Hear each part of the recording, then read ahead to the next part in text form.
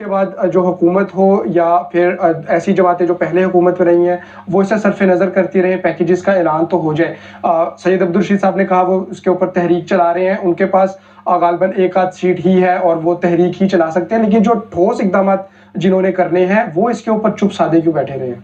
سید عبدالرشید صاحب نے مکمل خاکہ پیش کیا اور بہت صحیح نشاندہی کی مسائل کی، کراچی کی، لیکن یہ وہ چیزیں ہیں جو آٹے میں نمک کے برابر ہے۔ بہت زیادہ مسائل ہیں کراچی کے، اور کراچی کو نظر انداز کیا جا رہا ہے شروع سے۔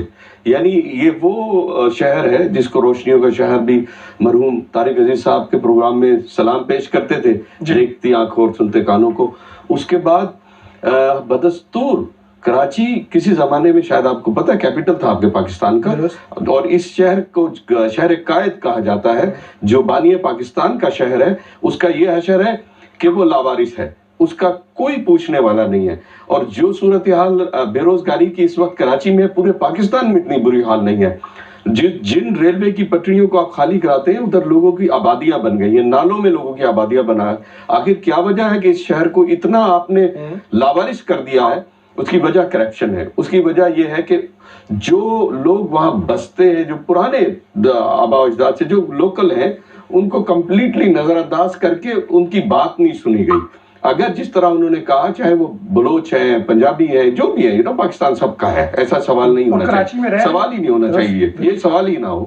لیکن جس شہر میں سب بستے ہیں اس شہر کی سڑکیں تو بنا دو، اس شہر کے گٹر تو بنا دو۔ آپ کٹی پہاڑی سے لے کر اور نہ معلوم کہاں کہاں آپریشنز کر رہے ہو، انسانوں کے آپریشن ہو رہے ہیں، لیکن اگر جو سڑک بنانے والی ہے وہ آپریشن نظر نہیں آتا آپ کو، تو یہ بات ٹھیک نہیں ہے۔ پھر لوگوں کے احتجاج جائز ہے، پھر یہ اس طرح جماعت اسلامی کی جو یہ مہم ہے یہ بالکل جائز ہے۔ کسی زمانے میں جماعت اسلامی نے کام کر کے دکھایا۔ جماعت اسلامی واحد جماعت ہے پاکستان کی۔ کوئی میرا کالج ٹائم میں جماعت اسلامی سے نہ میرا واسطہ بالکل رہا ہوں جماعت اسلامی میں، ایسی کوئی بات نہیں، لیکن اس کے بعد پھر میں نہیں رہا، پھر میں دوسری جماعتوں کا ساتھ دیا میں نے۔ لیکن میں نے یہ دیکھا سسٹم کو فالو کرتے ہیں، سسٹم کو فالو کرتے ہیں، اس انداز میں کرپشن نہیں کرتے ہیں۔ تو جہاں تک کچھ چیزیں ایسی ہیں، کیونکہ جب سیاست میں ایک مذہبی جماعت آئے تو پھر سیاست میں ہر مذہب کے لوگ ہوتے ہیں، ہر مزاج کے لوگ ہوتے ہیں، اس سیاسی پارٹی میں آنے چاہیے مختلف مسلک کے۔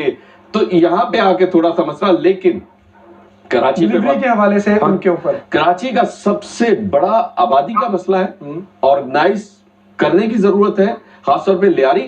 اگر صرف ایک آپ لیاری پر توجہ دے دینا، اس کو آپ کو دنیا میں نام پیدا کر کے دکھائیے۔ ایک ایسا ٹکڑا ہے کراچی کا۔ عبدالرشید صاحب لیاری سے جیت گئے۔ عبدالرشید صاحب بہتر جانتے ہیں کہ باکسنگ لے لے، فٹ بال لے لے، یہ ورلڈ لیول کی یہاں پہ پوٹینشل ہے۔ اچھا، سید